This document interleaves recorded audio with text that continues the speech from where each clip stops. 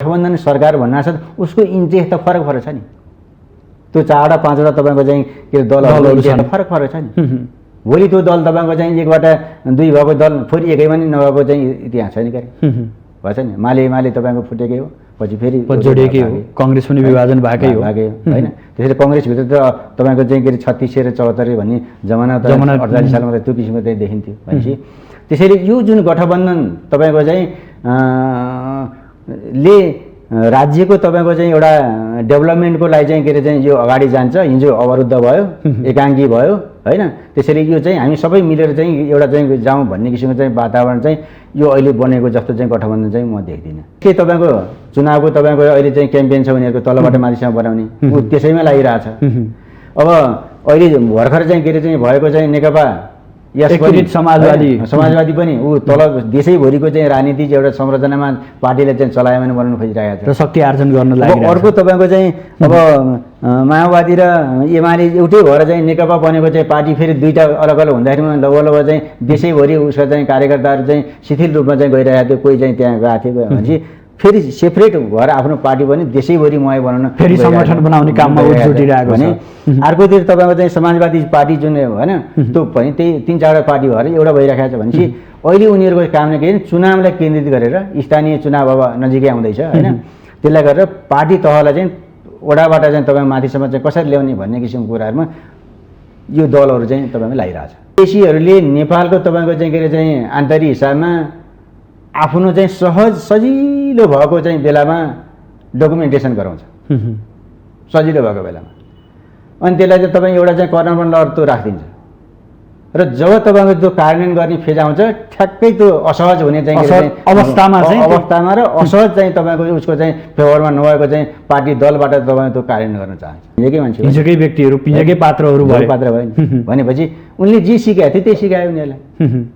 कहिले त्यो फाइल तपाईँ सिधा अगाडिबाट देखाए, कहिले तपाईँको छड्के बनाएर देखाए, कहिले तपाईँको चाहिँ दायाँ बायाँ बनाएर देखाए। त्यो हतारमा तपाईँको फाइलहरू चाहिँ सही समेत गर्ने किसिमको वातावरण तपाईँ ब्युरोक्रेसीले अगाडि पछाडि गरायो भने होइन। अब अगाडि पछाडि गरायो भने उनीहरूसँग त्यो कला कौशल भएको भए त त्यसले एउटा किनारमा राखेर काम गर्न सक्दैन।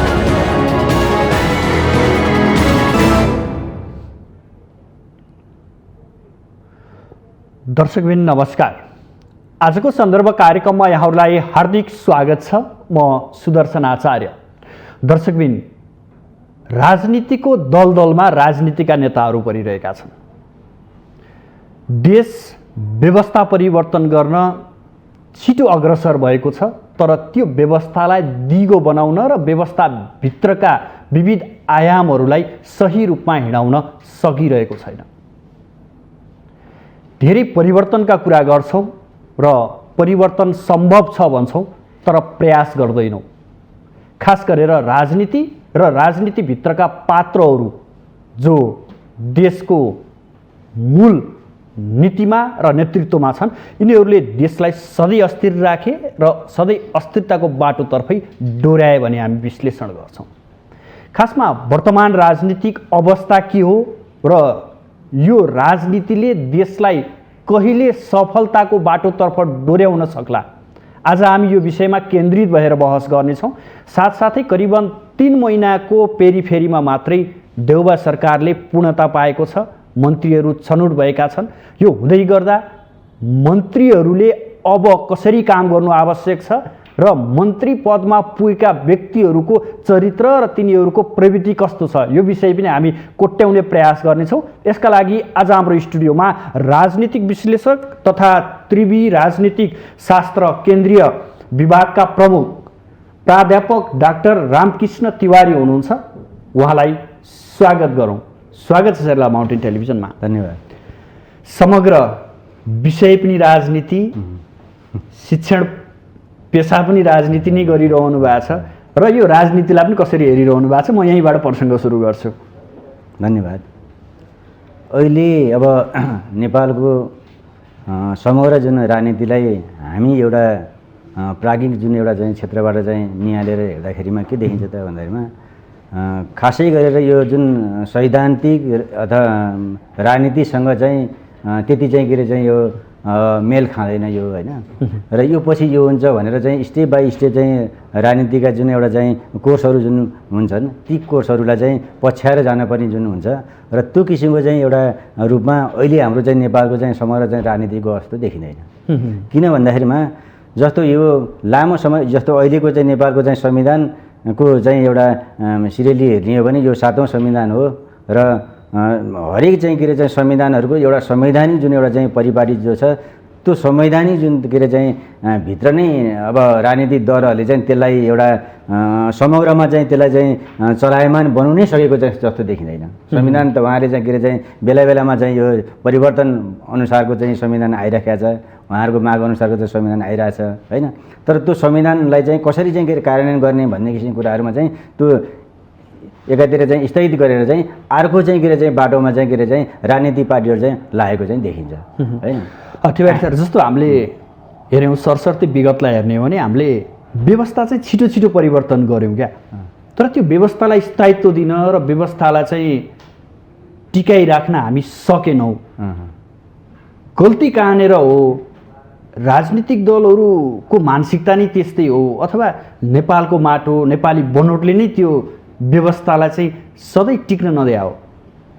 अब यो यसमा मेरो चाहिँ विचारमा चाहिँ के लाग्छ त भनेर भन्दाखेरिमा जसले चाहिँ यो एउटा सत्ता परिवर्तनको लागि चाहिँ अब भूमिका खेलेको हुन्छ त्यो भूमिका खेल्ने चाहिँ एउटा के अरे वर्ग नै के हुन्छ त भन्दाखेरि त्यो सत्ताको चाहिँ के अरे कार्यान्वयन गर्ने बेलामा चाहिँ त्यो पछाडि पर्छ र त्यो कार्यान्वयन चाहिँ अर्कै चाहिँ के अरे चाहिँ वर्गले अथवा अर्कै चाहिँ पुरानो चाहिँ के अरे चाहिँ हेजेमनीले नै त्यो चाहिँ सत्ताको चाहिँ के अरे चाहिँ चलायमान अवस्थामा पुर्याउँछ होइन। जस्तो नेपालको अहिलेको चाहिँ सन्दर्भमा हेर्ने हो भने यो जुन अहिलेको चाहिँ 7औं संविधान होइन, यो सङ्घीय लोकतान्त्रिक जुन गणतन्त्रको जुन संविधान छ यो त्यति सजिलो तरिकाले आएको संविधान छैन होइन। त यसको चाहिँ तपाईँको चाहिँ यो संविधानका लाई जति चाहिँ तपाईँको चाहिँ अब युद्धमा चाहिँ तपाईँको चाहिँ के अरे चाहिँ गयो जस्तो भनौँ अब सुरुमा हामीले हेर्ने हो भने 10 वर्ष जुन तपाईँको चाहिँ जनयुद्धले चाहिँ उठाएको जुन एउटा एजेन्डाहरू चाहिँ ल्याएको छ र त्यो एजेन्डा मयकै रूपमा चाहिँ तपाईँ अहिलेको चाहिँ संविधान देखिन्छ। तर त्यो संविधान तपाईँको चाहिँ प्रत्यक्ष चाहिँ के अरे चाहिँ पहिलो संविधान सभाको चाहिँ निर्वाचनले संविधान बन्ने किसिमको वातावरण सिर्जना गर्न गएन, बनेन। भनेपछि त्यसले के देखाउँछ त भन्दाखेरिमा माओवादीहरूले ल्याएको जुन तपाईँको चाहिँ समग्र जुन एउटा चाहिँ एजेन्डा र उपलब्धिहरू छ त्यो उपलब्धिहरू चाहिँ माओवादीहरूकै चाहिँ के अरे चाहिँ एजेन्डाको चाहिँ हिसाबमा चाहिँ कार्यान्वयन गर्ने किसिममा चाहिँ अवरोध बनाइयो। तर त्यही एजेन्डा चाहिँ विपरीत चाहिँ के अरे चाहिँ दल र पार्टीहरूबाट चाहिँ त्यसलाई कार्यान्वयन गराउने किसिमको चाहिँ ल्याइयो अथवा उनीहरूको चाहिँ मुखबाट चाहिँ त्यो किसिमको अभिव्यक्त गर्न सकियो। त्यसले के देखायो त भन्दाखेरिमा यसले गर्दाखेरिमा जसले एउटा चाहिँ सोचको आधारमा सत्ता परिवर्तन गरेको छ त्यो सत्ता परिवर्तन र उसले चाहिँ त्यसपछि चाहिँ कसरी चाहिँ नयाँ चाहिँ के अरे इम्प्लिमेन्टेसन गर्ने होइन, नयाँ कसरी चाहिँ के अरे चाहिँ त्यो कार्यान्वयन गर्ने भन्ने किसिमको चाहिँ मा गर्ने चाहिँ एकातिर बस्ने अनि त्यो सोचै नबनाएको चाहिँ दल र चाहिँ के अरे चाहिँ पार्टीहरूले चाहिँ त्यो किसिमको चाहिँ सत्तामा चाहिँ के अरे साझेदारी गर्ने होइन। यसले गर्दाखेरिमा नेपालको चाहिँ तपाईँको चाहिँ यो अहिले आएको चाहिँ गणतन्त्रको चाहिँ यो कार्यान्वयन जुन एउटा चाहिँ कार्यान्वयनको पाटो एकातिर र नेतृत्वको पाटो अर्कोतिर हुँदाखेरि यो अवस्था सिर्जना भयो भन्न खोज्नु भयो यहाँ। यो जुन जसले चाहिँ त्यो किसिमको सोच बनाएर चाहिँ सत्ता परिवर्तनलाई चाहिँ लड्यो त्यो एकातिर छ सत्ता बाहिर र त्यसमा चाहिँ केही पनि नगरे चाहिँ के अरे भनौँ न त्यो आउने चाहिँ के अरे चाहिँ बेलामा चाहिँ के अरे साझेदारी भएको चाहिँ सत्ताले चाहिँ ठुलो भाग खाने त्यो किसिमको वातावरणले गर्दाखेरिमा चाहिँ यो समग्र हेर्दाखेरिमा के देखिन्छ त भन्दाखेरिमा जनयुद्धको तपाईँको चाहिँ स्पिडले ल्याएको जुन उपलब्धिहरू होइन उसले बोकेका चाहिँ एजेन्डाहरूले देशैमय तपाईँको चाहिँ मान्छेहरूलाई चाहिँ एउटा भुइँ मान्छेहरूलाई तपाईँको चाहिँ सिंहदरबारमा लिएर आएको छ होइन। हरेक तपाईँको जाति वर्ग क्षेत्र लिङ्ग सबैलाई समेटेर तपाईँको आउने किसिमको वातावरण बनाएको छ। तर ती आउने वर्गहरू नै यो कसले ल्याइदियो त हामी कसरी आयौँ त भनेर चाहिँ त्यसको श्रेय नै तपाईँको चाहिँ के अरे चाहिँ माओवादीले दिन चाहँदैन अथवा त्यो वर्गलाई नै दिन चाहँदैन होइन। त्यो किसिमको वातावरणले गर्दाखेरिमा अहिलेको तपाईँको चाहिँ शासन व्यवस्था के छ त भन्दाखेरिमा यो चाहिँ यो स्थिर रूपमा नभइकन चाहिँ यो चलायमान तपाईँको चाहिँ तलमाथि चाहिँ अवस्थामा चाहिँ सिर्जना भइरहेको छ। हामी भन्छौँ कि जब देशमा अस्थिरता सिर्जना हुन्छ नि त्यसपछि हामी के भन्छौँ भने यो बाह्य शक्ति हो, बाहिरको चलखेल हो जसका कारण यो अवस्था सिर्जना भयो भन्छौँ। हामी पनि भन्छौँ, राजनीतिक दलका नेताहरू पनि भन्छन्। वास्तवमा के हो? बाह्य हस्तक्षेप मुलुकमा छ अथवा यहीकै नेतृत्व असफल हो? अब यो हामीले सिधै चाहिँ के अरे अब त्यसरी भन्नुभन्दा पनि हाम्रो जुन राजनीति चाहिँ आन्तरिक रूपमा चाहिँ एक छैन। हरेक चाहिँ राजनीतिक पार्टीहरूले चाहिँ आन्तरिक चाहिँ तपाईँको चाहिँ राजनीतिको हिसाबमा चाहिँ एक किसिमको अवस्थामा जान सक्नु पर्थ्यो, अथवा चाहिँ वैदेशिक तपाईँको चाहिँ के अरे चाहिँ विदेश नीति हाम्रो चाहिँ एउटै हुनु पर्यो। तर चाहिँ यो चाहिँ के भयो त भन्दाखेरिमा विशेष व्यक्ति विषयहरूको चाहिँ तपाईँको चाहिँ मा यो चाहिँ भित्र द्वन्द्व चर्काइदिने अनि बाहिर गएर तपाईँको चाहिँ एउटा किसिमको चाहिँ वातावरण सिर्जना गरेर त्यो सिर्जनाको भरमा देशको चाहिँ राजनीतिभित्र चाहिँ चलायमान हुन खोज्ने। ती खेलाडीहरू कहाँ छन्? देशभित्रै हुन् अथवा बाहिरी खेलाडीहरूले चाहिँ देशमा खेलिरहेको अवस्था हो? होइन, अब यो खेलाडी त हामीले चाहिँ हिजो भनौँ न 7 सालबाटै अहिलेसम्म चाहिँ हेर्ने हो भने खेलाडी देशभित्र छँदै छैन। यो 7 सालकै परिवर्तनका कुरा गरौँ, यहाँ छँदै छैन, बाहिरै छ हेर्नुहोस् होइन। त्यसैले चाहिँ अब यहाँभित्रको चाहिँ के अरे चाहिँ जुनलाई अगाडि पारेर होइन यहीँको चाहिँ तपाईँको चाहिँ नेताहरूलाई चाहिँ अगाडि चाहिँ पारेर चाहिँ अब त्यो किसिमको चाहिँ वातावरण सिर्जना गर्ने किसिमको चाहिँ भित्र होइन बाहिरै छ। यो भन्दै गर्दा नेपाल जस्तो मुलुकलाई यो अस्थिर राख्नको लागि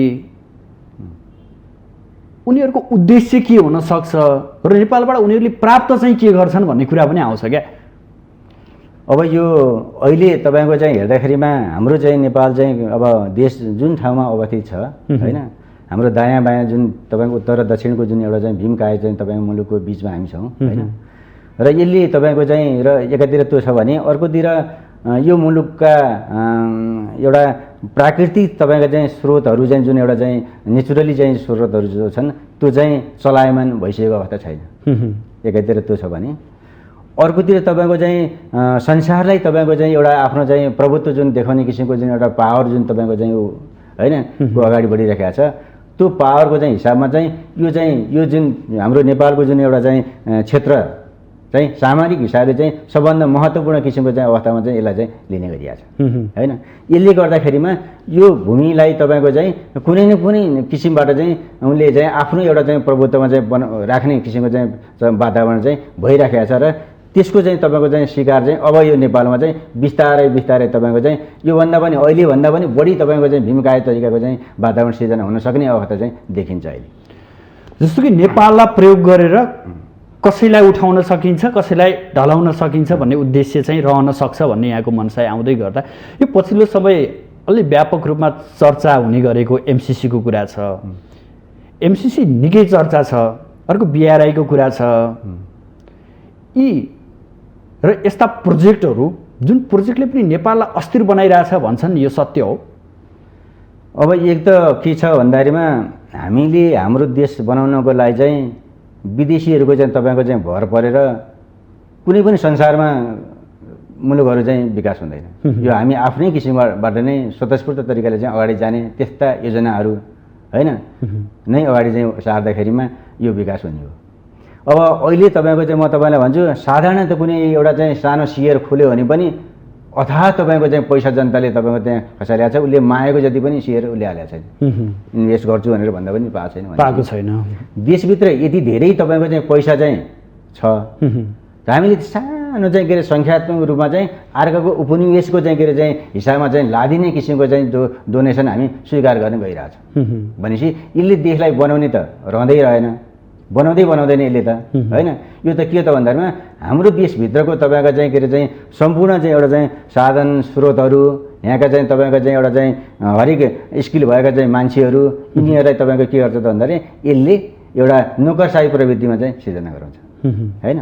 र हाम्रो देशभित्रको चाहिँ तपाईँको चाहिँ साधन स्रोतलाई चाहिँ उसले आफ्नो एउटा चाहिँ एउटा पुँजीको रूपमा चाहिँ उसले लिएर जान्छ होइन, लान खोज्छ। र त्यही लाने किसिमको यही प्रसङ्गमा एमसिआरकै कुरा जोडेँ। यहाँको दृष्टिकोणले एमसिआर कस्तो हो र नेपालमा किन यति धेरै विवाद भइरहेछ? कि स्वीकार गरे हुन्छ कि हामी स्वीकार गर्न सक्दैनौँ भनेर नेपाली राजनीतिले अथवा यहाँको नेतृत्वले किन भन्न सक्दैन भन्ने कुरा हो होइन। यो अब चाहिँ तपाईँको एमसिसी नेपालको लागि चाहिँ अब यो फाइदाजनक छ भन्ने किसिमको कुरा त म भन्न सक्दिनँ।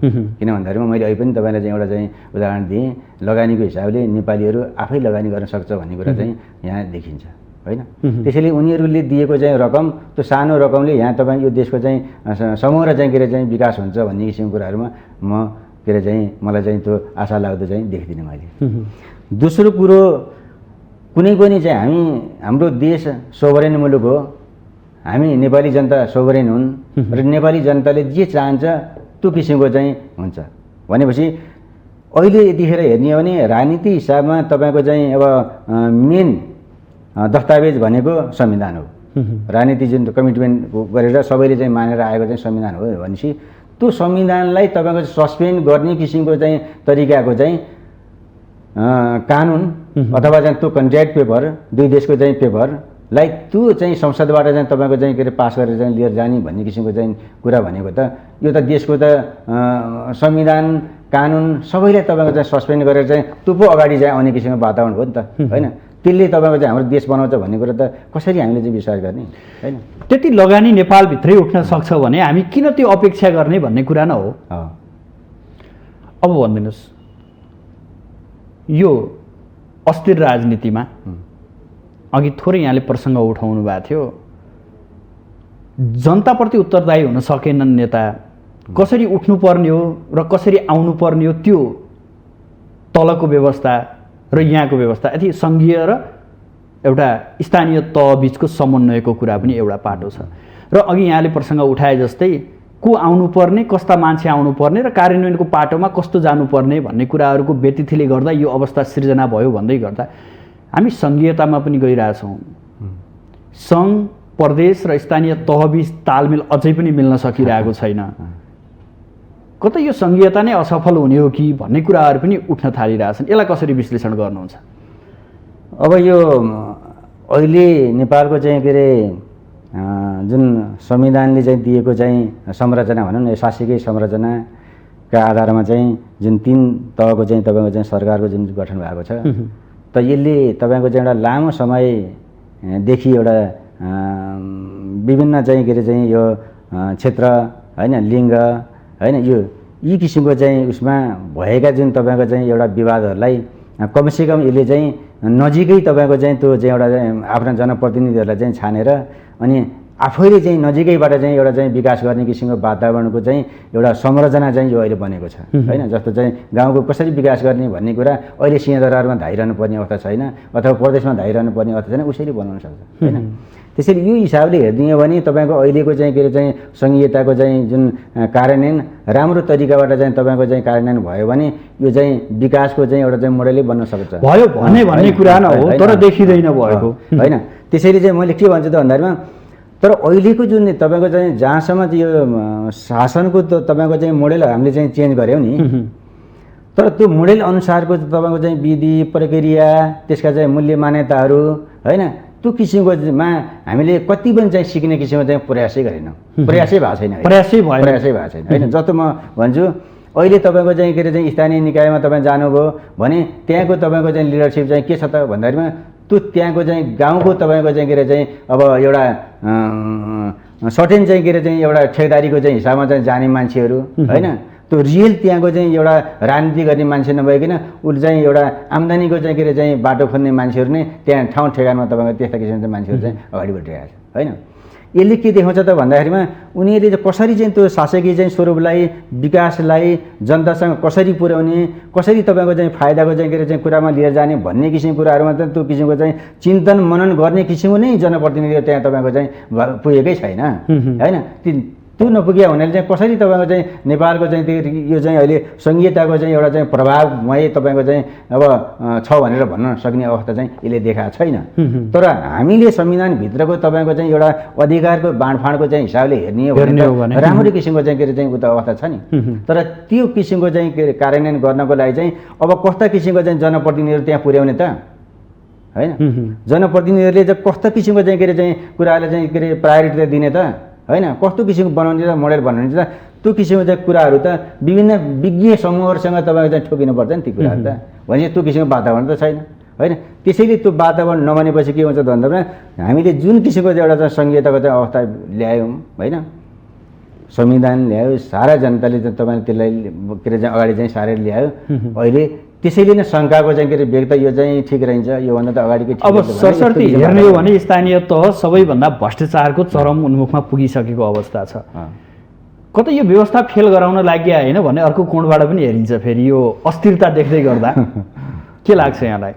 होइन अब यो त के हुन्छ भन्दै नि राजनीतिको उपरि संरचनामा चाहिँ रहने र उपरि संरचनामा बसेर चाहिँ केही समय तपाईँको चाहिँ किनारामा चाहिँ बस्ने, केही समय चाहिँ तपाईँको चाहिँ अब त्यो फेरि चाहिँ पालो आउँछ भनेर पर्खने, यही त छ तपाईँको चाहिँ शासकीय जुन अहिले हामीले हेर्ने हो भने। जस्तो भनौँ न अहिलेको चाहिँ प्रधानमन्त्री हिजो तपाईँको चाहिँ 52 सालमा माओवादी जनयुद्ध चाहिँ सुरु गर्नु बेलामा प्रधानमन्त्री हुनुहुन्छ त्यो बेला। आज उहाँलाई नै तपाईँको चाहिँ फेरि चाहिँ माओवादीले नै तपाईँको चाहिँ समातेर ल तपाईँ भइदिनु पर्यो है प्रधानमन्त्री भनेर उहाँले ल्याएको अवस्था छ नि। त्यसैले नेपालको चाहिँ राजनीतिक हिसाबमा हेर्ने हो भने त यो त विचित्र किसिमको चाहिँ अवस्था सिर्जना हुन्छ नि। भनेपछि भोलिको अवस्थामा तपाईँको चाहिँ के अरे चाहिँ यो यसले के देखाउँछ त भन्दाखेरिमा एक त एउटा सैद्धान्तिक र उसको चाहिँ तपाईँको चाहिँ एउटा विकासको चाहिँ एउटा गतिलाई चाहिँ कसरी चाहिँ परिवर्तन गर्ने, कसरी चाहिँ तपाईँको चाहिँ पुराना चाहिँ कुराहरू चाहिँ चेन्ज गरेर चाहिँ सहजीकरण गर्ने भन्ने किसिमको वातावरण भन्दा पनि खालि सत्ताकै तपाईँको चाहिँ के अरे चाहिँ एउटा प्रतिस्पर्धा गर्ने अनि त्यही तपाईँको जोड घटाउ गर्ने होइन। त्यो किसिमको चाहिँ वातावरणले त के देखाउँछ त भन्दाखेरिमा यो परिवर्तनको त कुनै आवासै देखाउँदैन नि। नदेखाएपछि अनि जनता तपाईँ के हुन्छ त भन्दाखेरि वितृष्णा जाग्न सक्छ। त्यसपछि यसको अल्टरनेटिभमा चाहिँ योभन्दा अगाडिकै ठिक थियो अथवा योभन्दा अर्को विकल्प खोजौँ भन्नेतिर लाग्न सक्छ। खोजिरहन्छ नि त खोजिरहन्छ। यहाँ थोरै प्रसङ्ग उठाउनु भयो यो नेताहरू सरस्वती यो 30 वर्षको समयावधि हेर्ने हो भने यिनै पात्रहरू छन् जो सत्ताको नेतृत्वमा पनि पुगेका छन्, प्रतिपक्षमा पनि बसेका छन् भनेको आलो पालो यिनीहरूले राज्य सञ्चालन गरिरहेको अवस्था छ। तर हामी के गर्छौँ भने यिनै आलो पालो गरिरहेका यिनै शीर्ष नेताहरूलाई नै त्यो ठाउँमा पुर्याइदिन्छौँ। यहाँ गल्ती जनताको छ कि छैन भन्ने कुरा पनि उठ्छ क्या कहिलेकाहीँ। अब यो हामीले हेर्दा अब जनताले चाहिँ गल्ती जनताको चाहिँ हातमा के छ र? 5 वर्षमा एक दिन आउँछ जनताको चाहिँ दिन भनेको होइन। त्यो पनि अब तपाईँको बिस्तारै घट्दै आएको छ। तपाईँको चाहिँ जुन प्रत्यक्ष निर्वाचन र समानुपातिक त अब कतिपय त नेताले मात्रै त्यो हिसाब गरेर चाहिँ बाँडचुँड गर्ने चाहिँ के अरे चाहिँ पद छ एकातिर, अर्कोतिर तपाईँको चाहिँ विभिन्न किसिमको चाहिँ हदखण्ड प्रयोग गरेर चाहिँ अब आउने किसिमको छ होइन। भनेपछि चुनाव पद्धति नै तपाईँको के छ त भन्दाखेरिमा त्यसले गर्दाखेरि पनि जनतालाई थाहै हुँदैन। साम दाम द्वन्द भेद भन्छ नि। जनतालाई उसले रोजेको चाहिँ तपाईँको जनप्रतिनिधिलाई भोट हालेर आएँ भन्ने त व्यक्तिगत रूपमा भन्छ उसले आफ्नो। तर तपाईँको चाहिँ निर्वाचनको घोषणा जुन हुन्छ त्यो बेलामा चाहिँ उसले के भन्छ त भोट त मैले हालेको थिएँ त्यहाँ आएन, उसले पनि त्यसैले हालेको छु भने चाहिँ आएन भनेपछि त्यो कसरी चाहिँ के अरे चाहिँ सेलेक्ट हुन्छ भन्ने नै तपाईँको चाहिँ दोधारमा रह्यो क्या। त्यसले गर्दाखेरिमा तपाईँको के हुन्छ त भन्दा हामीले जनताले तपाईँको छानेको जनमत ग्राउन्डमा हुन्छ होइन। कानुनी रूपमा जितेको चाहिँ मान्छे चाहिँ सत्तामा हुन्छ। यसैले तपाईँको के हुन्छ भने अस्थिर भइरहन्छ क्या।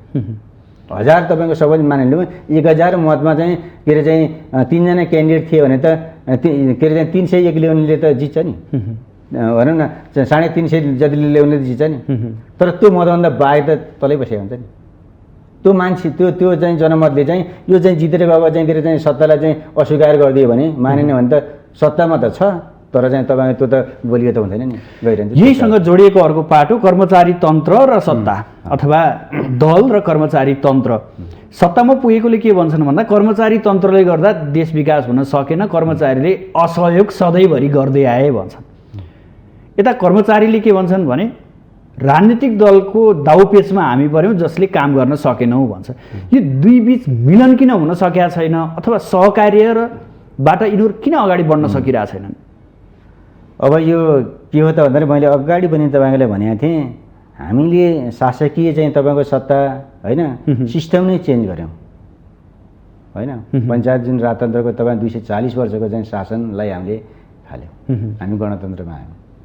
गणतन्त्रमा चाहिँ ल्याउने जुन तपाईँको चाहिँ समाजहरू छ नि पार्टी विभिन्न किसिमका छन् नि त्यो पार्टी नै तपाईँको चाहिँ के अरे चाहिँ त्यो संविधानको चाहिँ पूर्ण संविधान बनाउने किसिमको चाहिँ अवस्थामा उसको पूर्ण चाहिँ तपाईँको चाहिँ एउटा उनै भनौँ न सकेन, स्वामित्व हुन सकेन। उसले ल्याएका चाहिँ रूपमा उसको आफ्नै तर्फबाट चाहिँ तपाईँ स्वामित्व ग्रहण गराउन सकेन होइन।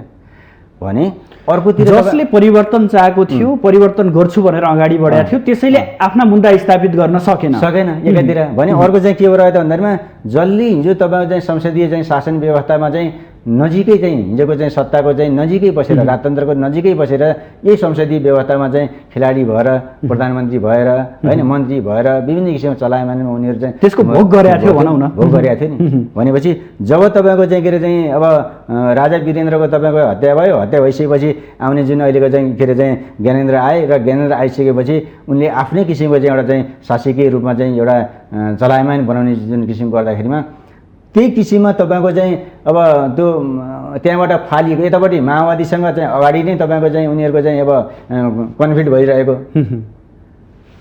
सत्तापछि पुरानो सत्ताले चाहिँ तपाईँकैमै बसेर चाहिँ कन्फ्लिक्ट भइरहेको अर्कोतिर बिचैमा तपाईँको चाहिँ अब यो राजाको चाहिँ के अरे चाहिँ हत्या भएपछि फेरि बनेको चाहिँ तपाईँको चाहिँ के अरे राजा अब ज्ञानेन्द्रबाट चाहिँ हेर्ने दृष्टिको नि उनीहरूलाई चाहिँ अब अर्कै तरिकाले चाहिँ हेरिदेखेपछि अब तपाईँ त्यो छटपटिएर चाहिँ हिँडिरहेको चाहिँ तपाईँको शक्तिले माओवादीलाई तपाईँको चाहिँ के अरे चाहिँ अब के अरे चाहिँ सपोर्ट गरेर होइन अब यो जानुपर्छ यस्तो हुनुपर्छ गणतन्त्रको यसमा जानुपर्छ भन्ने किसिममा आएको शक्ति देखियो क्या। त्यसरी तिनवटा शक्ति देखियो नि। तिनवटा शक्तिलाई दुईवटा शक्तिमा चाहिँ जब चाहिँ त्यहाँ कन्भर्ट गरियो भनेपछि यसले के देखायो त भन्दाखेरिमा माओवादीहरूले ल्याएको जुन तपाईँ 62-63को जनआन्दोलनमा भुलुक्क चाहिँ तपाईँको देखिएको एउटा चाहिँ के अरे शक्ति रह्यो, एउटा 10औं वर्ष लडेर आएको चाहिँ शक्ति रह्यो, दुईवटा शक्ति रह्यो नि।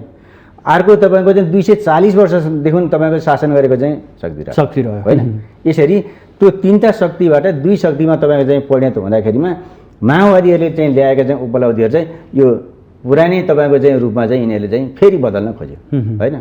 त्यसैको परिणामस्वरूप नै तपाईँको चाहिँ पहिलो संविधान सभाको चाहिँ ले त्यो संविधान बनाउन सकेन। किन भन्दाखेरिमा जस्तो चाहिँ त्यतिखेरको चाहिँ सभामुख सुभाष चन्द्र चाहिँ नेवाङ हुनुहुन्थ्यो, उहाँले तपाईँको त्यो चाहिँ के अरे चाहिँ बैठकलाई चाहिँ के अरे चाहिँ खुलाइदिएर चाहिँ गरेको भए अरबौँ रुपियाँ खर्च हुँदैन थियो नि होइन। संविधान सभा त के अरे बैठक त बसिरहेको थियो नि, लम्बिरहन्थ्यो नि होइन, त्यसैबाट जान सक्थ्यो नि। त्यही नै र यहाँले भने जस्तो त्यतिखेर पनि कसैले स्वार्थ थियो भनिन्छ त्यति बेला। अर्को कुरा मैले तपाईँलाई महत्त्वपूर्ण के भन्छु भन्दाखेरि त्यसरी आइसकेको तपाईँको चाहिँ संविधानको शासकीय स्वरूपदेखि सबै तपाईँको चाहिँ चेन्ज भएपछि त जसले आन्दोलनमा तपाईँको चाहिँ स्यारिफाइस गरेर चाहिँ उसले चाहिँ सोच बनाएर ल्याएको छ नि त्यो चाहिँ तपाईँको चाहिँ राजनीति चाहिँ के अरे चाहिँ दलको चाहिँ भन्दा पनि हिजोकै तपाईँको चाहिँ शासकीय उसमा बसेको चाहिँ कर्मचारी तन्त्रले चाहिँ यथावतै तपाईँ त्यही छ होइन। अनि न्यायालय तपाईँको हिजोकै अवस्थाको चाहिँ न्यायालय छ होइन। कुनै रूपै भएन नि गणतन्त्रसँग चाहिँ जोडिएर जाने किसिमको कस्तो बन्ने त भन्ने किसिमको नभएर त्यही पुरानै तपाईँको चाहिँ अवस्थामा चाहिँ त्यो चाहिँ के अरे चाहिँ मैले यहाँलाई जोड्न खोजेको कर्मचारी तन्त्र र राजनीति बिचको द्वन्द्वका कारण पनि अस्थिर भयो भनेर सोध्न खोजिरहेको थिएँ म।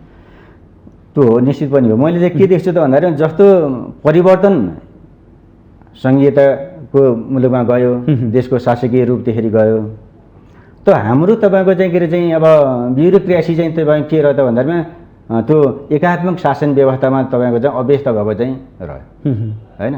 त्यसैले कतिपय अवस्थामा त्यसलाई तपाईँको चाहिँ नीति नियमहरू कानुनहरू बनाउन पनि तपाईँको चाहिँ अब दैनिकी रूपमा चाहिँ काम गर्न चाहिँ सक्षम हुन सकेन होइन। भने अर्कोतिर चाहिँ के भयो त भन्दाखेरिमा उसले त्यही पुरानोबाट नयाँमा चाहिँ आफू चाहिँ कसरी चाहिँ रहन सकिन्छ भन्ने किसिमको चाहिँ मात्रै चाहिँ फेरबदल गर्न थाल्यो। जस्तो तपाईँ संविधान तपाईँले हेर्नु भने त्यही पुरानो तपाईँ सचिवहरू चाहिँ रहने चाहिँ के अरे संवैधानिक अङ्ग तपाईँले हेर्नु भने त्यही बस्ने देखाइरहेछ। न्यायालयको तपाईँ हेर्नुहुन्छ भने त्यही किसिमको चाहिँ के अरे ब्युरोक्रेसी नै अगाडि जाने किसिमको चाहिँ मा देखिन्छ होइन। भनेपछि त्यो इम्प्लिमेन्टेसन गर्ने तपाईँको चाहिँ जुन एउटा बडी हो त्यो बडी त तपाईँको चाहिँ चेन्जै भएर आएन नि। जति पनि संयन्त्र छन् तिनीहरूको बाटो पुरानै भयो, व्यवस्था चाहिँ नयाँ भयो, पुरानै भयो। अब अहिले तपाईँको हेर्नुहुन्छ भने त सचिवले सचिव बेच्ने चाहिँ तपाईँको चाहिँ सिस्टम आयो नि होइन। एक दिन अगाडि तपाईँको चाहिँ ऊ रिटायर हुन्छ, 2 दिन अगाडि तपाईँले अर्कोले राजीनामा दियो भने उसको जागिर फेरि अर्कोमा कन्भर्ट गरेर उसको चाहिँ फेरि लामो भएर जान्छ। भनेपछि राम्रो किसिमको चाहिँ तपाईँको चाहिँ क्वालिफाइड चाहिँ मान्छेको त बिचैमा भुण हत्या जस्तो भयो नि, आउने जो रोल क्रममा आउने मान्छे त भयो नि। त्यसरी गणतन्त्र जस्तो चाहिँ तपाईँको चाहिँ उसमा यत्रो चाहिँ नेताहरू चाहिँ सेक्रिफाइस गरेर ल्याएको नेताहरूले चाहिँ त्यो किसिमको चाहिँ के अरे चाहिँ के अरे सचिव बेच्ने किसिमको कुराहरूमा चाहिँ चुप्लाएर बस्ने हो र सचिव बेच्ने, अब तपाईँको चाहिँ राजदूत बेच्ने होइन, यस्तो किसिमको चाहिँ के अरे चाहिँ यो स्वार्थमा राजनीति घुम्यो। अब भनिदिनुहोस् यो वर्तमान पछिल्ला जो शीर्ष नेताहरू छन् विभिन्न दलहरूका, यिनीहरू कतिका सफल देख्नुहुन्छ यहाँले? अहिले हेर्दाखेरिमा तपाईँको चाहिँ सफल त अब म खासै चाहिँ सिधै चाहिँ भन्नुपर्दा चाहिँ सफल कोही पनि देख्दिनँ। यसलाई यो सफल होइन क्या। साँच्चै परिवर्तन गर्न सक्ने क्षमतावान यी दलहरूका शीर्ष नेतृत्वमा देखिँदैन। देखिहाल्यो। किन देखिएन त भन्दाखेरि जस्तो कङ्ग्रेसमा तपाईँले हेर्नुहुन्छ भने लगभग चाहिँ के अरे 60-70 वर्षदेखि तपाईँको एउटै मान्छे राजनीति गरेर देखिन्छ। त्यस्ता मान्छे छन् होइन। यङ बिचको मान्छे तपाईँको त्यहाँ पसेकै छैन, उनीहरूको चाहिँ तपाईँको थाहा नै छैन भने अब अलिकति केही तपाईँको चाहिँ यङ के अरे चाहिँ मान्छेहरू भनेको चाहिँ यही के अरे चाहिँ कम्युनिस्टहरूमा हो, नेकपामा हो होइन। अब यहाँ पनि तपाईँको के देख्यो त भन्दाखेरिमा आखिरी छलफलको रूपमा अब अहिले तलबाट हुँदै हुँदै हुँदै गएर माथि चाहिँ तपाईँको आउने किसिमको अवस्थामा चाहिँ त्यो एउटा पावर चाहिँ केन्द्रित चाहिँ एकै छोडिदिने, विवाद गर्ने, बिचमा समाधान हुन नसक्ने, त्यसपछि सम्पूर्ण चाहिँ अधिकार चाहिँ सेन्टर चाहिँ पावर चाहिँ सेन्टरमै लगेर निर्णय गराउने, यो निर्णय चाहिँ गर्ने चाहिँ अध्यक्षलाई नै चाहिँ के अरे चाहिँ छोडिदिउँ भनेर भन्ने। अनि त्यो भएपछि त हरेक निर्णय गर्ने चाहिँ एउटै व्यक्तिले चाहिँ निर्णय गर्ने किसिमको वातावरण चाहिँ सिर्जना गर्ने देखिरहेको छ। उसो भए भनिदिनुहोस्, केपी शर्मा ओलीका यो 3 वर्षे कार्यकाललाई सरसर्ती समीक्षा गर्नु पर्यो भने यहाँले कसरी गर्नु भएको छ? अब केपी ओलीले तपाईँको चाहिँ यो 3 वर्ष त्यो जनमतका कुरा 3 वर्षको चाहिँ तपाईँको चाहिँ कार्यकाल भनेको लगभग चाहिँ सबै तपाईँको चाहिँ देशको चाहिँ शासकीय जुन एउटा चाहिँ मेकानिजमलाई आफ्नो पक्षमा, नितान्त आफ्नो पक्षमा सरकार तपाईँको कोलिसन भए पनि पार्टी तपाईँको 2टा पार्टी मिलेर एकमा गए पनि तर कार्यान्वयन तपाईँको चाहिँ रूपमा चाहिँ कथा देख्यो भने उनले चाहिँ आफ्नो एकाङ्की रूपमा आफ्नो मात्रै चाहिँ रूपमा चाहिँ तपाईँको चाहिँ त्यो हरेक ब्युरोक्रेसीमादेखि लिएर गएर बाहिरी किसिमको चाहिँ तबमा चाहिँ एकल गरेको चाहिँ शक्ति सञ्चय जति सबै व्यक्तिमा गरेको देखियो, पुरै देखियो। त्यसको तपाईँको चाहिँ अहिले तपाईँको चाहिँ नेपाल सरकारमा हेर्ने हो भने तपाईँ के देखिन्छ त भन्दाखेरिमा हरेक किसिममा चाहिँ तपाईँको चाहिँ सत्ता त परिवर्तन भयो होइन, गठबन्धनको सरकार त छ तर त्यसको इम्प्लिमेन्टेसन गर्ने तपाईँको चाहिँ बढी त हिजोकै मान्छेहरूको छ नि, हिजोकै बढी छ नि। भनेपछि यो गठबन्धन चाहिँ सरकारले चाहिँ अब त्यो ल्याएका चाहिँ नयाँ किसिमको चाहिँ के अरे चाहिँ कुराहरू चाहिँ कसरी चाहिँ तपाईँको इम्प्लिमेन्टेसन गर्छ र नयाँ चाहिँ के अरे जनतामा एउटा चाहिँ ले सहज तरिकाले तपाईँ काम गर्न सक्छ, विकासका चाहिँ तपाईँ अगाडि जान सक्छ भन्ने कुरा देखाउँदैन। तपाईँले अहिले मात्र देख्नु कि 1400 तपाईँको चाहिँ के अरे योजना त काल्पनिक रूपमा चाहिँ बनाएको रहेछ नि, केही पनि छैन, न पैसा छ न तपाईँको त्यसको चाहिँ टिओआर छ, कुनै मास्टर प्लान छ, केही पनि बनाएको छैन। त्यति बेलाको सरकार अलि भावनामा बढी बहकियो कि भन्ने यहाँको आशय त्यो देखियो। यो भन्दै गर्दा के भन्छौँ भने हामी त्यत्रो नेकपाको जनमत जनताले त पत्याइदिए, सत्ता पनि बन्यो, तर त्यही सत्ताका पात्रहरू आपसी द्वन्द्व गर्दै गर्दा देशलाई झन् भड्खालोमा लय भने छ नि। यो सत्य हो। 2 पटक प्रतिनिधि सभा विघटन गर्नु तत्कालीन प्रधानमन्त्रीले, यहाँले भने जस्तो सबै शक्तिहरू आफूमा केन्द्रित गर्नु र मध्यावधिको घोषणा गर्नु, यसलाई कसरी लिने? मैले चाहिँ यसलाई कसरी लिने गर्छु भन्दाखेरि भने समग्र नेपालको चाहिँ तपाईँको चाहिँ यो गणतन्त्रलाई स्वीकार नगरेको तपाईँको चाहिँ के अरे चाहिँ के अरे राजनीतिक दलहरू भित्रै मनबाट चाहिँ दलहरू चाहिँ छ। यो समयको र परिस्थिति अनुसार त्यसलाई स्वीकार नगर्दा आफू पनि सकिने किसिमको वातावरणमा स्वीकार गरेर चाहिँ छँदैमेसी टाइपमा तपाईँको चाहिँ यो सँगै आएको चाहिँ देखिन्छ हेर्नुहोस् होइन। स्पष्ट भन्नुहोस् न। होइन सँगै त आयो। मैले अहिले पनि तपाईँलाई चाहिँ के अरे लक्षित गरेको थिएँ होइन। जुन तपाईँको चाहिँ जनयुद्धमा टोटली चाहिँ के अरे चाहिँ विरोध गरेको पार्टी छ होइन, जनयुद्धले जब लपेट्दै उसले आउँदै गएपछि जबरजस्त स्वीकार गरेको, जबरजस्त तपाईँ स्वीकार गर्ने वातावरण चाहिँ दरबारबाट जब चाहिँ त्यो राजनीति पार्टीहरूलाई चाहिँ तपाईँ हटाइदियो नि, वातावरण हटाइदियो नि उनीहरूलाई, हटाइदिइसकेपछि त पावरमा तपाईँको चाहिँ घुमिरहेको चाहिँ के उता कुनै न कुनै ठाउँ त खोज्छ नि, कसरी जाने त भनेर खोज्यो नि। मान्छे 62-63 को आन्दोलनमा त त्यहाँबाट पस्यो नि। त्यहाँबाट पसिसकेपछि अनि बिस्तारै यो आउने चाहिँ सत्ताको सबै किसिमका थाहा नहुने, पुरै चाहिँ भत्काउन मात्रै जान्ने, बनाउने किसिमको कहाँ के भन्ने किसिममा शासकीय चाहिँ तपाईँको चाहिँ अनुभव चाहिँ नहुने होइन। अब त्यो वर्गलाई चाहिँ के भन्छ भन्दाखेरिमा शासकीय अनुभव पनि छ, सबै थोक छ।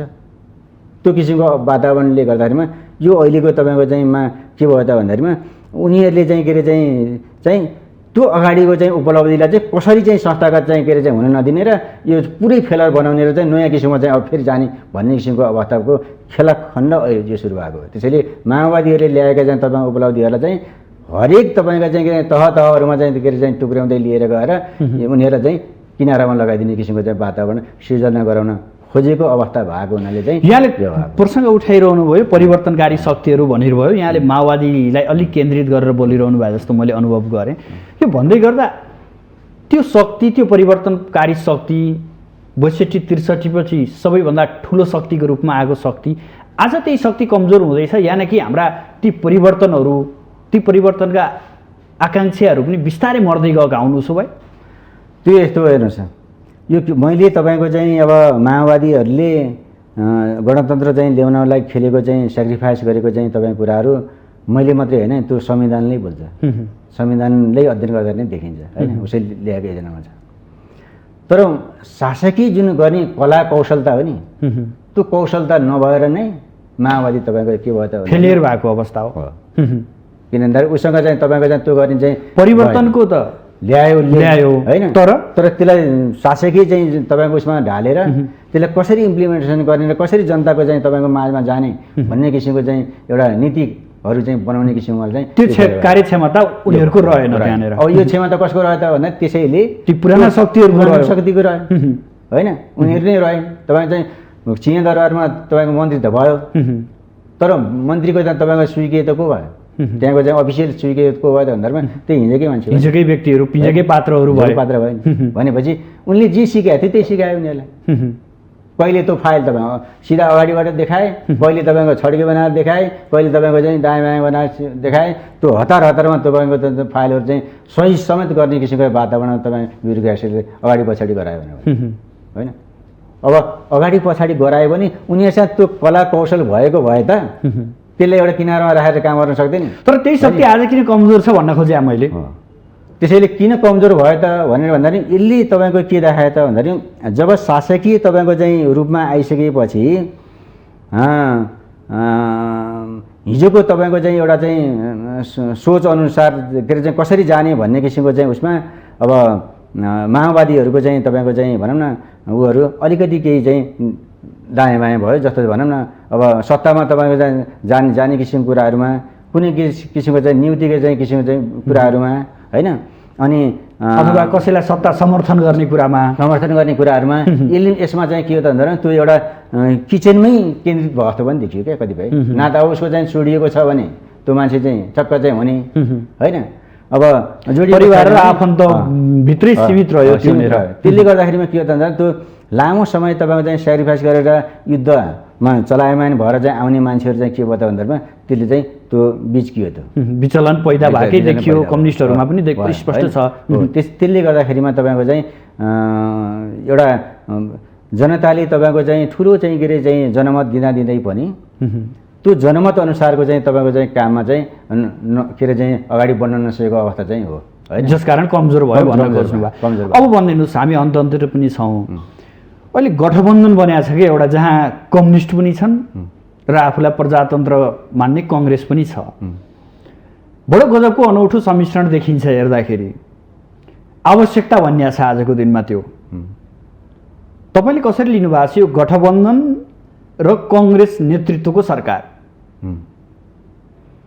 अब यो त कस्तो भन्दाखेरिमा अहिले नेपालको चाहिँ राजनीतिमा हेर्दा पार्टी अथवा दल होइन विशेषहरू चाहिँ सठिन तपाईँको चाहिँ मनमुटाव भएपछि त्यो सर्वस्वै तपाईँको चाहिँ के अरे चाहिँ त्यागेर भए पनि अर्कोसँग तपाईँको जानेर सर्वस्व उसलाई दिने मन दिने होइन वचन दिने भाग दिने यो किसिमको वातावरण तपाईँको आज मात्रै होइन त्यो देख्नु भएको। किन सूर्यबहादुर थापा पनि त धेरै पटक मन्त्री भएको व्यक्ति हो होइन। त्यसैले चाहिँ अब यत्रो तपाईँको चाहिँ 2/3 चाहिँ सरकार हुँदाहुँदै विजयमा तपाईँको त्यो सरकार चाहिँ के अरे चाहिँ अब बाट फेरि स्खलित भएर यो अहिले तपाईँको चाहिँ गठबन्धन सरकारमा जो आएको छ किनभने गठबन्धन सरकार भन्नासाथ उसको इन्ट्रेस्ट त फरक छ नि। त्यो 4वटा 5वटा तपाईँको चाहिँ के अरे दलहरू त फरक छ नि। भोलि त्यो दल तपाईँको चाहिँ 1बाट 2 भएको दल फेरि एकैमा नि नभएको चाहिँ इतिहास छैन क्या भएछ नि। माले तपाईँको फुटेकै हो पछि फेरि जोडिएकै हो कङ्ग्रेस पनि विभाजन भएकै हो होइन। त्यसरी कङ्ग्रेसभित्र त तपाईँको चाहिँ के अरे 36 र 74 भन्ने जमाना 48 सालमा त त्यो किसिमको चाहिँ देखिन्थ्यो भनेपछि त्यसैले यो जुन गठबन्धन तपाईँको चाहिँ ले राज्यको तपाईँको चाहिँ एउटा डेभलपमेन्टको लागि चाहिँ के अरे चाहिँ यो अगाडि जान्छ, हिजो अवरुद्ध भयो, एकाङ्की भयो होइन। त्यसैले यो चाहिँ हामी सबै मिलेर चाहिँ एउटा चाहिँ जाउँ भन्ने किसिमको चाहिँ वातावरण चाहिँ यो अहिले बनेको जस्तो चाहिँ गठबन्धन चाहिँ म देख्दिनँ। किन भन्दाखेरि यो गठबन्धनले विकासलाई अगाडि लान सक्दैन, यसको छोटो अवधि छ। यो केमा चाहिँ तपाईँको चाहिँ अलमली राखेको छ त भन्दाखेरिमा आफ्नो पार्टीलाई चाहिँ बलियो बनाउने किसिमको भइरहेको छ। किन भन्दाखेरि हिजो चाहिँ आन्तरिक शक्तिलाई बलियो बनाउन मात्रै गठबन्धन लागि परे अवस्था। किन भन्दाखेरि नेपाली कङ्ग्रेसकै तपाईँको चुनावको तपाईँको अहिले चाहिँ क्याम्पेन छ उनीहरूको तलबाट माथिसम्म बनाउने, ऊ त्यसैमा लागिरहेछ। अब अहिले भर्खर चाहिँ के अरे चाहिँ भएको चाहिँ नेकपा एकीकृत समाजवादी पनि ऊ तल देशैभरिको चाहिँ राजनीति एउटा संरचनामा पार्टीले चाहिँ चलायमान बनाउनु खोजिरहेको छ र शक्ति आर्जन गर्न लागि। अर्को तपाईँको चाहिँ अब माओवादी र एमाले एउटै भएर चाहिँ नेकपा बनेको चाहिँ पार्टी फेरि दुईवटा अलग अलग हुँदाखेरिमा लगभग चाहिँ देशैभरि उसको चाहिँ कार्यकर्ताहरू चाहिँ शिथिल रूपमा चाहिँ गइरहेको थियो, कोही चाहिँ त्यहाँ गएको थियो भनेपछि फेरि सेपरेट भएर आफ्नो पार्टी पनि देशैभरि मय बनाउन फेरि सङ्गठन बनाउने काममा जुटिरहेको भने अर्कोतिर तपाईँको चाहिँ समाजवादी पार्टी जुन होइन त्यो पनि त्यही 3-4वटा पार्टी भएर एउटा भइरहेको छ भनेपछि अहिले उनीहरूको काम नै के चुनावलाई केन्द्रित गरेर स्थानीय चुनाव अब नजिकै आउँदैछ होइन, त्यसलाई गरेर पार्टी तहलाई चाहिँ वडाबाट चाहिँ तपाईँ माथिसम्म चाहिँ कसरी ल्याउने भन्ने किसिमको कुराहरूमा यो दलहरू चाहिँ तपाईँमा लागिरहेछ होइन। देश विकास समग्र जनताको हितमा भन्दा पनि उनीहरू आन्तरिक जोडघटाउ र आन्तरिक शक्ति सङ्घर्ष केन्द्रित गर्नमै व्यस्त छन् भन्दा हुन्छ। त्यो केन्द्रित गर्न व्यस्त छन् र उनीहरूले जो गर्ने तपाईँको चाहिँ यो बिचको चाहिँ चुनावभन्दा अघिल्लो चाहिँ के अरे चाहिँ को डेभलपमेन्ट भनेको अब यो पार्टी विशेष कहाँ चाहिँ तपाईँ गर्दाखेरिमा के तपाईँको चाहिँ फाइदा हुन्छ भन्ने मात्रै लक्षित हुन्छ। यसले समग्र चाहिँ के अरे चाहिँ विकासलाई चाहिँ समेट्न सक्दैन। यसले यो गठबन्धन कहिलेसम्म जाला? यो दुई फरक विचार समूहको यो समूह अब अहिले तपाईँको लागि हेर्दाखेरिमा नेपालको तपाईँको चाहिँ राजनीति यसै तरिकाले चाहिँ तपाईँको जान्छ भनेर चाहिँ ठ्याक्कै तपाईँ ज्योतिषीले भनेको थियो भन्न सक्ने अवस्था छैन होइन। तर यो अहिलेको चाहिँ गठबन्धन पनि दिगो चाहिँ तपाईँको चाहिँ लामै समाधि जान्छ। आगामी निर्वाचनसम्म जाला या नजाला यो शङ्का जस्तो जान सक्ने अवस्था म देख्दिनँ। किन देख्दिनँ भन्दाखेरि जे तपाईँले अगाडि चाहिँ क्वेसन सोध्नुभएको थियो नि, एमसिसीको जुन प्रसङ्ग तपाईँले ल्याउनु भएको छ नि, यो त एक किसिमले त नेपाल सरकारले त तपाईँलाई चाहिँ स्वीकार गरिसकेको अवस्था छ नि होइन। एक तपाईँलाई चाहिँ म भनिदिन्छु, विदेशीहरूले नेपालको तपाईँको चाहिँ के अरे चाहिँ आन्तरिक हिसाबमा आफ्नो चाहिँ सहज सजिलो भएको चाहिँ बेलामा डकुमेन्टेसन गराउँछ, सजिलो भएको बेलामा, अनि त्यसलाई चाहिँ तपाईँ एउटा चाहिँ कर्नरमा लड्तो राखिदिन्छ र जब तपाईँको त्यो कार्यान्वयन गर्ने फेज आउँछ ठ्याक्कै त्यो असहज हुने चाहिँ अवस्थामा र असहज चाहिँ तपाईँको उसको चाहिँ फेभरमा नभएको चाहिँ पार्टी दलबाट तपाईँ त्यो कार्यान्वयन गर्न चाहन्छ। त्यसैले यो त खिचातानी त्यही हो नि, नभए आज चाहिँ के अरे चाहिँ बनायो हो र यो गठबन्धन एमसिसीकै कारणले विभाजित हुने भनेर यहाँले सङ्केत गर्न खोज्नु एकदम हो, हुने नै त्यसैले हो क्या। तपाईँको अब गठबन्धन भयो, सरकारले पूर्णता पायो होइन, अब एउटा कोर्स सकियो नि, धन्नै तपाईँको चाहिँ 80-85 दिन तपाईँको चाहिँ सरकार बनाउन लाग्ने यत्रो लामो समय तपाईँको चाहिँ लाग्छ। तपाईँको हप्ता दिनभित्रमा चाहिँ सरकार बन्ने किसिमको वातावरणमा त्यहाँ अप्ठ्यारो हुने होइन, अनि जब चाहिँ आफैले चाहिँ के अरे चाहिँ गर्ने किसिमको वातावरण यति लामो समय लाग्दैन। अब यी एमसिसी प्रति अलिक केन्द्रित हुन्छन् जसका कारण आपसी मनमुटाव सिर्जना हुन्छ र यिनीहरू धेरै टिक्दैनन् भन्ने यहाँको चाहिँ विश्लेषण छ। त्यसले चलायमान बनाउँछ। अब यो बनाएपछि अब ऊ आफ्नो चाहिँ कोर्समा सुरु गर्छ उसले। अब अर्को कुरा, नेकपा एमाले विभाजन भएको छ, यसलाई कसरी हेरिरहनु भएको छ? अब यो मैले अहिले पनि भने कि वास्तवमा कार्यकर्ताहरूको चाहिँ लेभलसम्म तपाईँले यो राजनीति किन फुटिराखेको छ, के भएको छ भन्ने कुरा बुझ्दैन होइन, उसले बुझ्दैन। यो माथि तपाईँको रहने चाहिँ के अरे चाहिँ केही नेताहरूको चाहिँ इगोको भरमा पार्टीहरू फुटिराखेका हुन्छ। सीमित 4-5 जना नेताहरूको इगो रहन्छ, भरमा फुट्छ। कार्यकर्तासम्म जाँदा त्यो सन्देश अर्कै रूपमा त्यहाँ पुग्यो, अर्कै जान्छ होइन। त्यसैले चाहिँ यो अगाडि पनि तपाईँको हेर्दाखेरि माले र एमालेको तपाईँको पार्टी चाहिँ दुईवटा भएकै हो होइन, पछि फेरि चाहिँ त्यो तपाईँको चाहिँ मिल्यो र एउटा गुट र उपगुटको रूपमा त्यहाँ भित्र सानो चाहिँ चलायमान रूपमा त्यो जने पनि पार्टी एउटै रूपमा चाहिँ गयो होइन। त्यसैले चाहिँ मलाई लाग्छ यो पार्टी तपाईँको चाहिँ भोलि एउटा नै हुने किसिमको चाहिँ वातावरण चाहिँ नहोला भन्न सकिँदैन होइन। एमाले फेरि एक हुने सम्भावना त्यो त रहन्छ। आउन सक्छ किनभने यस्तो मैले भने नि हिजो चाहिँ के अरे 52 सालमा जनयुद्धमा जाँदाखेरिको चाहिँ प्रधानमन्त्री शेरबहादुर टोटली तपाईँको चाहिँ जनयुद्ध चाहिँ उसमा चाहिँ जाने किसिमको अब सङ्कटकाल लाएर दुनियाँ तपाईँको चाहिँ मान्छेले चाहिँ गरेको मान्छे आज त्यही मान्छेले चाहिँ तपाईँको प्रधानमन्त्रीलाई बनिदिनु हजुर भनेर चाहिँ ल्याएर चाहिँ सिटमा राखेको छ त्यसैसँग गठबन्धन के हुन्छ के हुँदैन भनेर त भन्नै सकिँदैन नि होइन। भोलि त्यो चारचुक्रा पनि हुनसक्छ अथवा चाहिँ अर्कै पार्टीसँग तपाईँको चाहिँ एकता पनि हुनसक्छ फेरि होइन, अथवा त्यही गरी मिल्न सक्छ। त्यसैले यो जनताको लेभलमा फुटेकै छैन क्या होइन, जनताभित्र चाहिँ जानु पऱ्यो, जनताले बुझ्नु पऱ्यो नि किन फुटिआयो यो होइन भन्ने किसिमको। र जब बुझेकै छैन नि त यो त माथिको चाहिँ सतहमा मात्रै विभाजन देखिया हो, नेताहरूको इगो माथिको चाहिँ नेताहरूको इगोमा चाहिँ फुटिरहेको छ। अब हामी अन्तमा छौँ। यो अस्थिरताको राजनीति र यी नेताको चेत कहिले खुल्ला, कहिले नेपालले विकासको बाटो समाउला? अब त्यो गर्न त हेर्नुहोस्, अब अहिले साँच्चै भन्ने भन्दाखेरिमा नेपालको चाहिँ हरेक किसिमको चाहिँ विकासदेखि राजनीतिदेखि अब बन्ने कानुनदेखि होइन यी सबै किसिमकोमा बाहिरी हस्तक्षेप देखिन्छ। हेर्नुहोस् यहाँभित्र बनेकै छैन क्या, इन्ट्रेस्ट एकुन्टा इन्ट्रेस्टमा कहीँ तपाईँको इकार लगाएको छ, कहीँ उकार लगाएको छ, कहीँ तपाईँको चाहिँ फुल स्टप लगाएको छ, कहीँ लगाएको छ।